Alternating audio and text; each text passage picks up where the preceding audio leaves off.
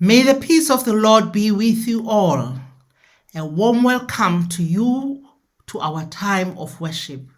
As we gather in spirit from different places, I trust that we shall have a blessed time together. Let us take a moment in silence as we gather our thoughts and minds, preparing ourselves to worship God. The heavens praise your wonders, Lord, your faithfulness too in the assembly of the holy ones. For who in the skies above can compare with the Lord?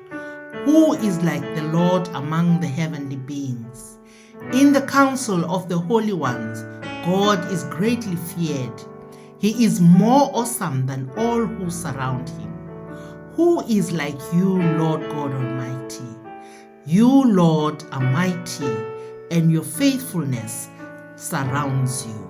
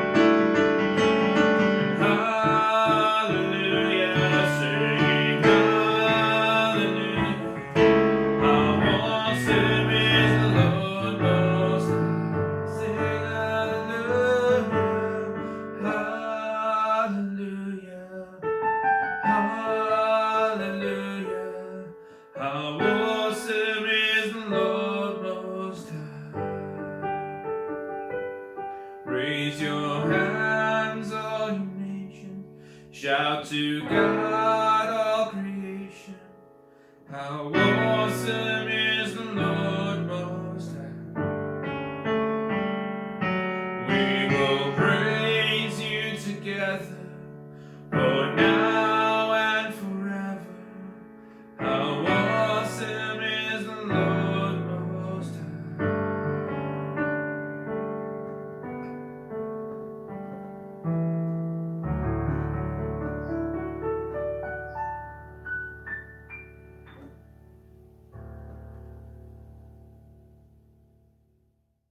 Come, let us pray. Glorious and gracious God, you are with us and call us into your presence. We lift our hearts in response to your love. We raise our songs in praise of your goodness.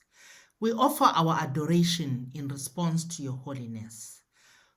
Call us, voice of God, with words of challenge and power, calling us to courageous discipleship and urgent witness. Speak to us, breath of God, with forgiveness for the many occasions we have hidden behind weaknesses, demeaning your power and denying your presence. Loving God, be present with us in our different locations. May your power be present in our thinking and our speaking.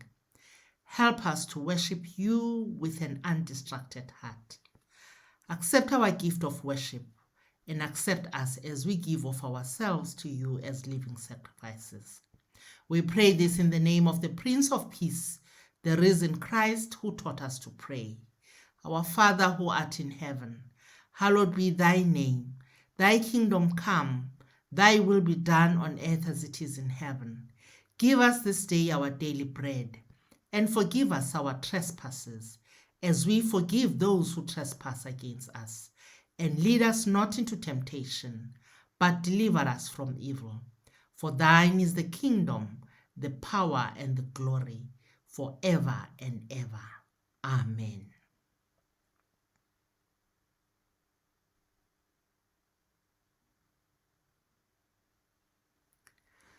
Our scripture reading for today is from the Ephesians chapter 2. We read from verse 11 to verse 22. Ephesians chapter 2, verses 11 to 22. Come, let us pray.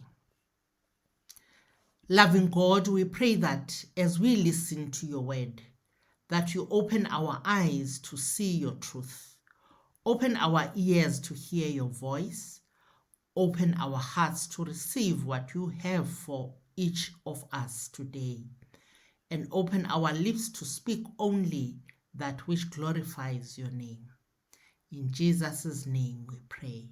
Amen. Let us now listen to the word of God as it is found in the book of Ephesians chapter 2, verses 11 to 22. And it reads as follows. Therefore, remember that formerly you who are Gentiles by birth and called uncircumcised by those who call themselves the circumcision, which is done in the body by human hands, remember that at that time you were separate from Christ, excluded from citizenship in Israel and foreigners to the covenants of the promise, without hope and without God in the world. But now in Christ Jesus, you once were far away, have been brought near by the blood of Christ. For he himself is our peace, who has made the two groups one, and has destroyed the barrier, the dividing wall of hostility, by setting aside in his flesh the law with its commands and regulations. His purpose was to create in himself one new humanity out of the two, thus making peace, and in one body to reconcile both of them to God through the cross, by which he put to death their hostility. He came and preached peace to you who were far away, and peace to those who were near. For through him we both have access to the Father by one Spirit. Consequently, you are no longer foreigners and strangers, but fellow citizens with God's people, and also members of his household, built on the foundation of the apostles and prophets, with Christ Jesus himself as the chief cornerstone. In him, the whole building is joined together and rises to become a holy temple in the Lord. And in him, you too are built together to become a dwelling in which God lives by his Spirit. This is the word of the Lord, and we give thanks to God for the word. We continue with our series under the theme Geared Up for Life, and today's focus is on Christ, our peace. In the history of humanity, there have been an ongoing search for peace because conflict has always been there. The word peace is derived from the Latin word pax, a word which means a pact or an agreement to end war or any dispute and conflict between warring parties.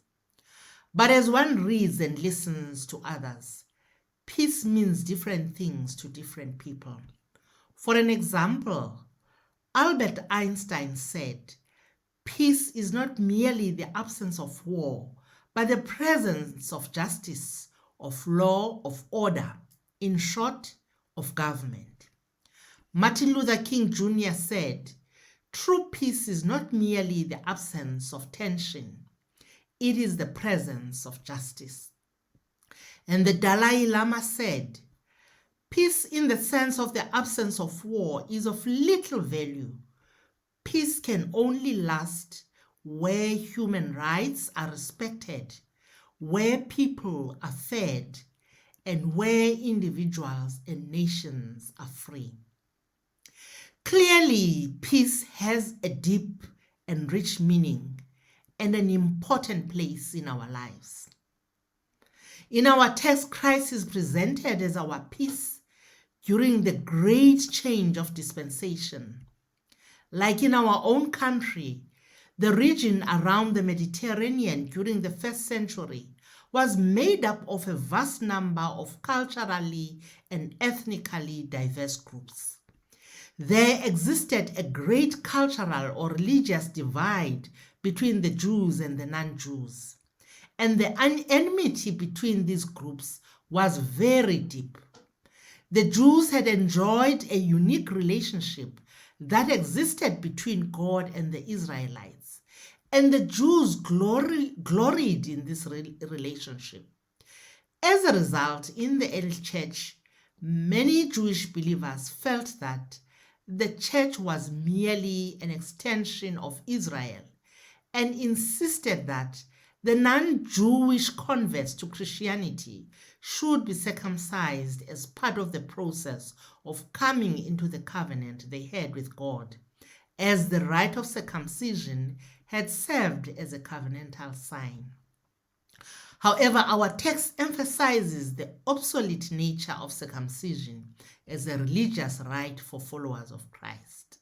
Non-Jews who had no covenant with God of Israel now have just such a relationship in the new covenant.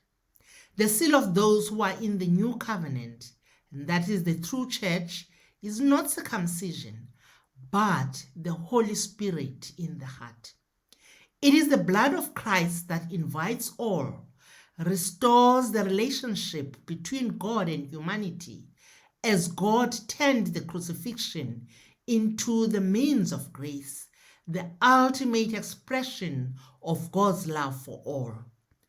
Christ has reconciled humanity with God. Christ is our peace with God. The cross also swept away the great division between Jews and the non-Jews when they united to crucify Christ.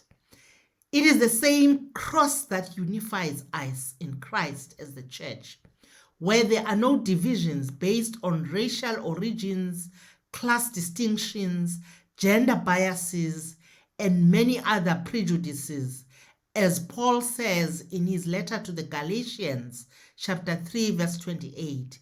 "There is neither Jew nor Gentile, neither slave nor free, nor is there male and female, for you are all one in Christ Jesus." We are one body, the body of Christ.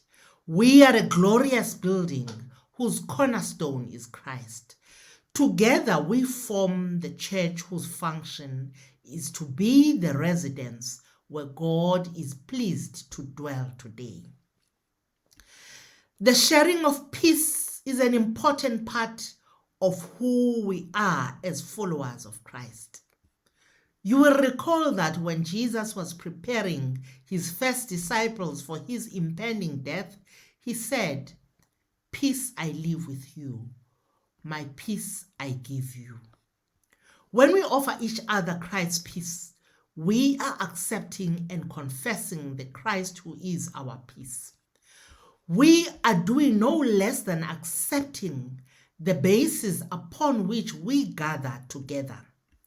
We recognize that we are together not because we're friends or because we have the same theological opinions, but because and only because we are one in Christ's indestructible peace, to exchange the sign of our Lord's victory in the face of all that assaults human community.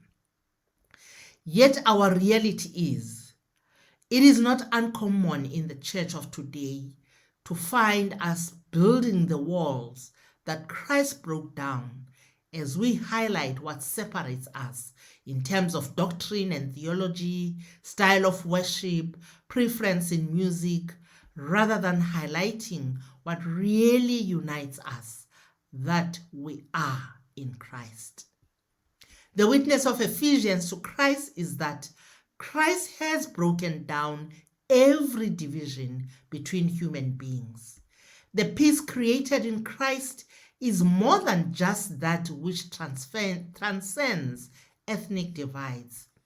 Yet to this day, the church struggles together with society on matters of racism, of ethnicity, tribalism, gender biases, classism, and many other prejudices.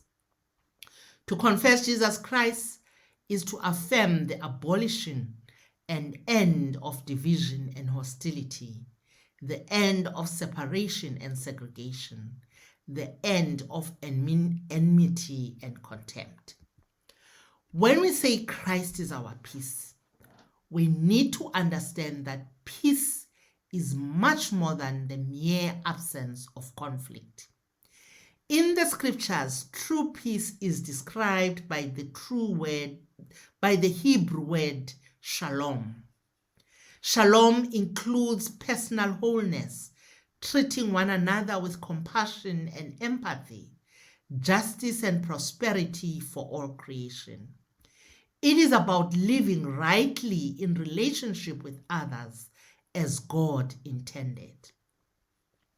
In the past few days, we have seen ugly scenes of looting and destruction of people's property by those whose intention was to inflict harm on them. These actions have once again highlighted for us the racial tensions that exist in our country, where racial profiling was the means of denying some people access to their own neighborhoods, as they were understandably trying to protect their neighborhood. But because of the color of some people's skins, they were made suspects and were denied access to their neighborhoods. Whilst the political analysts identify a number of factors that contributed to the anarchy, I believe the real issue is the absence of shalom. The taxi violence in our own city continues to claim people's lives. It is said that a peace pledge was signed last week by the warring taxi associations. However, there has been more violence subsequent to that. Clearly, this is not the peace that is based on Christ, our peace. It is in moments like these that the church is reminded over and over again that Christ, our peace, is not only for the individual well-being, but for the well-being of all creation. Friends, we have a great responsibility to make Christ known to the world as we live our lives by the values of God's kingdom, and as we work for peace and justice in the name of Jesus, for the transformation of the hearts and minds of people. That despite being created to look different and speak different languages, we are all created in the image of God, and we are all loved by God. And those who are followers of Christ are one in Christ. The peace that Christ offers is not for a select few, but it is a gracious gift to all.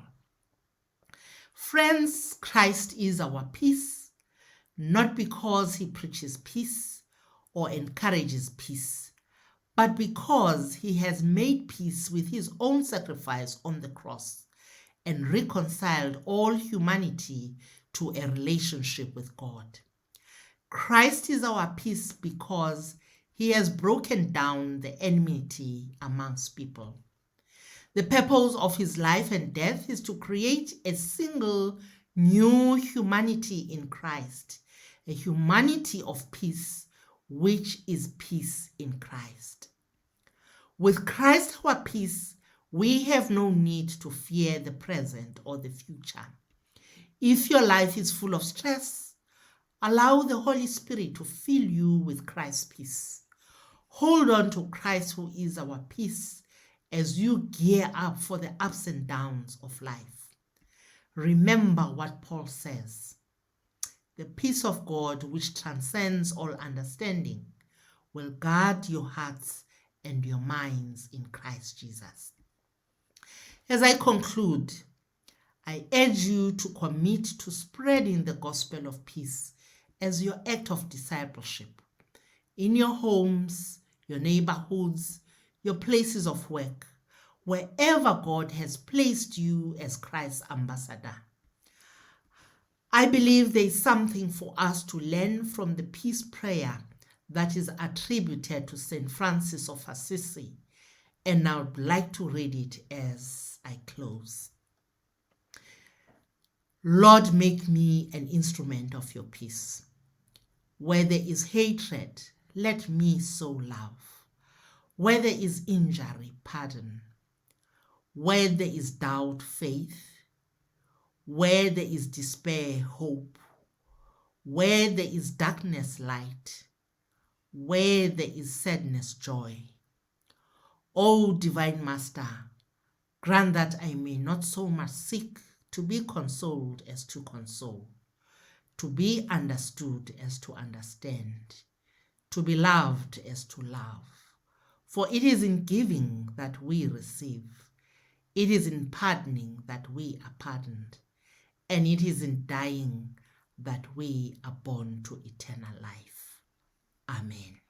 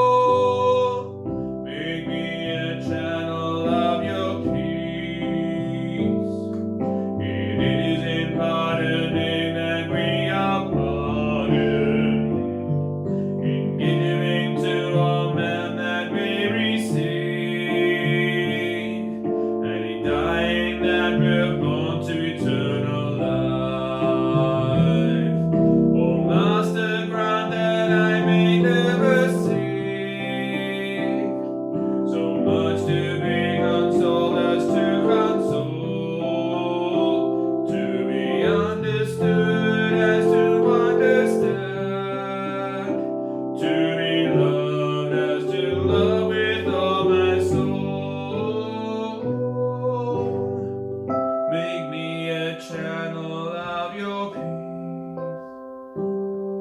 Where there is hatred, let me bring your love. Where there is injury, your pardon, Lord. And where there's doubt, true faith in you.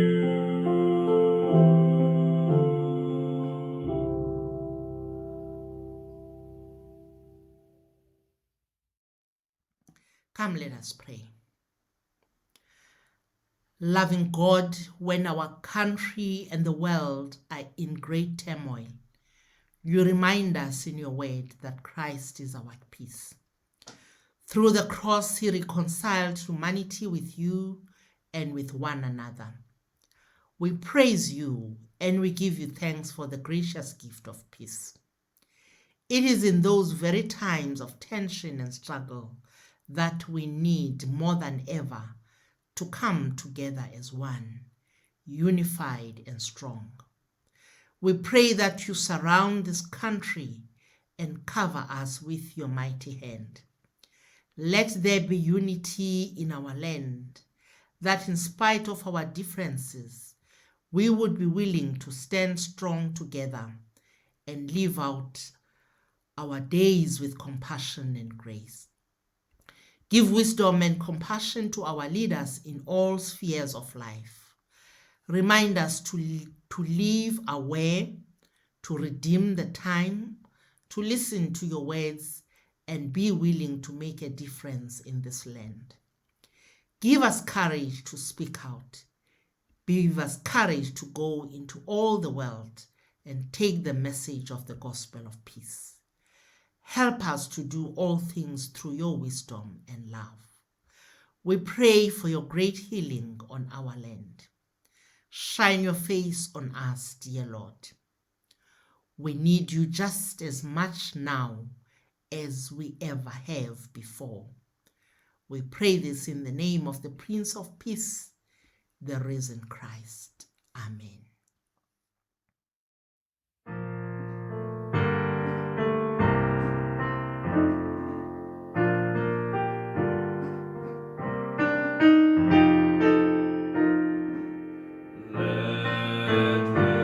Peace on earth.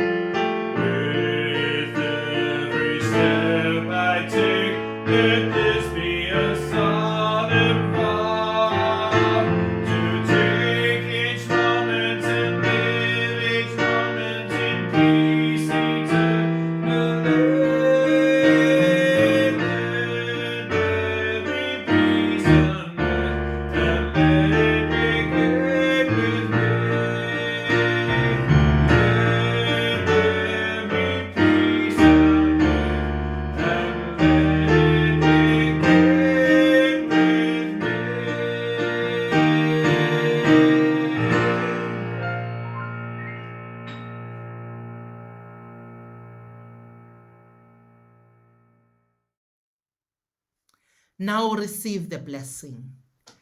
May the peace of the Lord Christ go with you wherever he may send you.